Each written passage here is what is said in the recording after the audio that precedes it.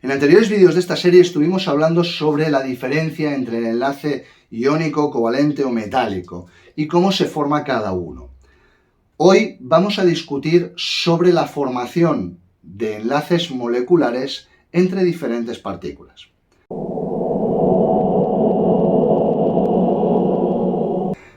¿Qué es lo que hace que una sustancia se encuentre en estado gaseoso, en estado líquido o en estado sólido? Básicamente, los enlaces que se forman entre diferentes moléculas. A esas fuerzas intermoleculares se las conoce como fuerzas de Van der Waals. Vale, pongamos como ejemplo el caso del helio.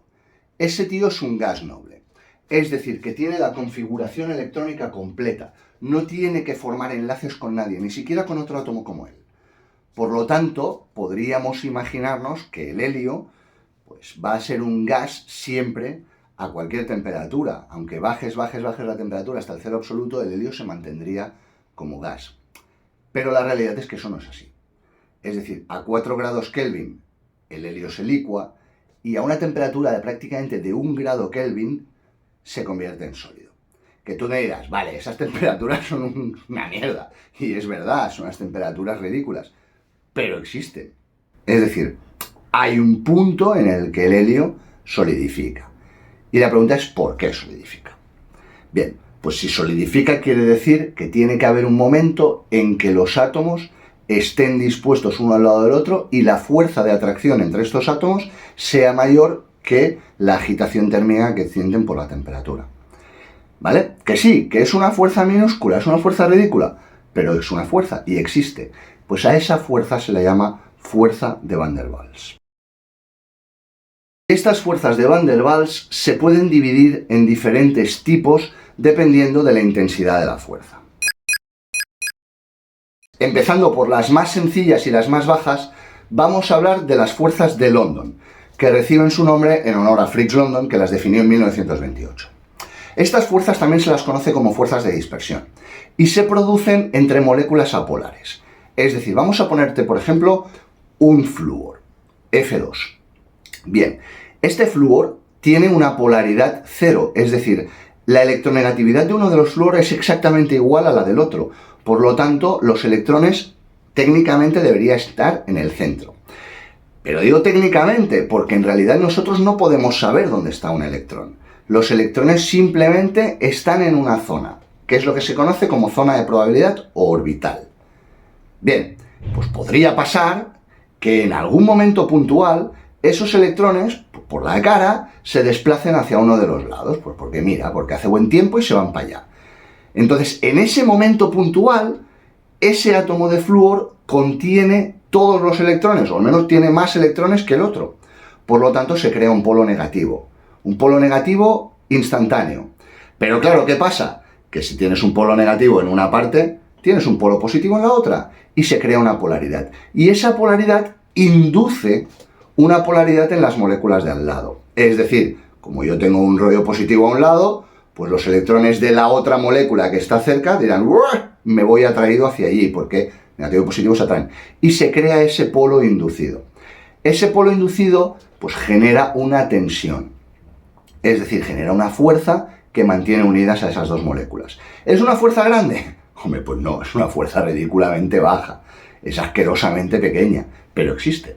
Y eso es lo que causa que ese tipo de partículas tengan un punto de fusión muy bajo, pero lo tengan. Fíjate entonces que esta interacción molecular, depende de la polaridad de la molécula.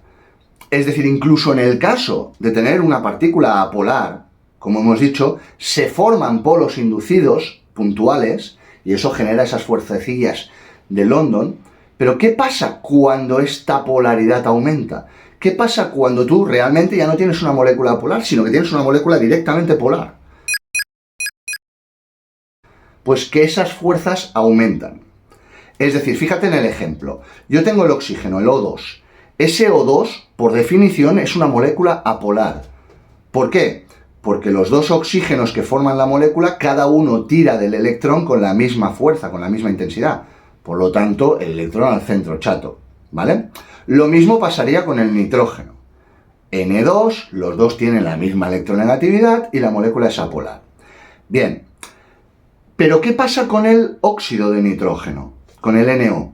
Pues ahí hay diferencia de electronegatividad entre el oxígeno y el nitrógeno. Uno es más que el otro, el oxígeno tira más, por lo tanto se produce un polo. Y lo que ocurre en la práctica es que el punto de fusión y de ebullición de ese óxido de nitrógeno es mayor que el de los dos que tiene al lado, cuando no debería. Y eso es debido a la interacción de dipolos. Se forma un dipolo permanente y se forman esas fuerzas de Van der Waals. Bien, pero entonces, ¿qué pasa cuando la polaridad de la molécula es extrema? Pues que se forman puentes de hidrógeno. El enlace de puente de hidrógeno se tiene que formar en moléculas que contengan dos de estos elementos. Uno, el hidrógeno. Ese es indispensable. Si no hay hidrógeno es difícil formar un enlace de puente de hidrógeno. Bien. El otro tiene que ser o flúor, o nitrógeno, o oxígeno. Uno de estos tres. ¿Por qué? Pues observa la molécula de ácido fluorhídrico, HF. El flúor tiene una electronegatividad muy potente, prácticamente de 4. El hidrógeno no la tiene tan potente, por lo tanto lo que va a pasar es que esa diferencia de electronegatividades, que es enorme, va a pegar un tirón y los átomos del hidrógeno van a ir hacia el flúor, prácticamente, ¿de acuerdo? Por lo tanto se forma polaridad, tenemos un momento dipolar de manual, ¿de acuerdo? La densidad electrónica del HF está cerca del flúor y el hidrógeno está suelto. Pero claro, aquí viene la clave. Estamos hablando de hidrógeno, y el hidrógeno tiene un solo electrón. Es decir, si yo le quito ese electrón, porque ahora lo tiene el flúor, lo que me queda básicamente es un núcleo con un protón. Es decir, básicamente lo que tengo es un protón a ese lado. Y un protón desnudo, sin nada más, lo que te va a generar es una interacción enorme, es decir, es una carga positiva potente. No tan potente como podría ser un enlace iónico, pero bastante potente. Tan potente que atrae de manera ordenada a las demás moléculas de alrededor y se forman esos enlaces, los que se conocen como enlace de puente de hidrógeno, el más potente de los tres. Para que te hagas una idea, los enlaces de puente de hidrógeno se mueven normalmente entre 15 y 40 kJ por mol. Un enlace covalente se movería alrededor de 150 kJ por mol, ¿vale? Estamos hablando de entre un 10 y un 20% de la energía de un enlace covalente. No está mal. Vale, pero hemos hablado del ácido fluorhídrico. Hablemos del más importante de los puentes de hidrógeno, al menos el que más nos interesa a nosotros, el agua. El agua es una molécula polar, es decir, igual que el ácido fluorhídrico, forma dos momentos dipolares entre la molécula de oxígeno y los dos hidrógenos, que además están desplazados del eje 104 grados, de manera que forma esta estructura como triangular, y eso genera que el oxígeno tenga un polo negativo y los hidrógenos actúen como polo positivo. Bien, ¿qué pasa? Pues que se forman fuerzas de puente de hidrógeno entre las diferentes moléculas de agua. Y dependiendo de si estamos hablando de estado líquido o de estado sólido, formarán una estructura tridimensional diferente. En el caso del hielo, lo que forma son estas estructuras similares a hexágonos, y en el caso del agua, lo que va a pasar es que se rompen los enlaces de puente de hidrógeno, pero no todos, quedan unos cuantos. Y esos, lo que pasa es que al no tener esa estructura tridimensional ya en forma de hexágono, pueden plegarse ligeramente sobre ellos y digamos que disminuye el volumen de la molécula. Y esa es la razón por la que el hielo es menos denso que el agua líquida. Vale, pero ¿por qué es tan importante entonces el puente de hidrógeno? Pues por esto. En esta tabla de aquí observas los puntos de fusión y ebullición de todos los compuestos hidrogenoides que tienen el grupo 16. Oxígeno, azufre, selenio, telurio, ¿vale?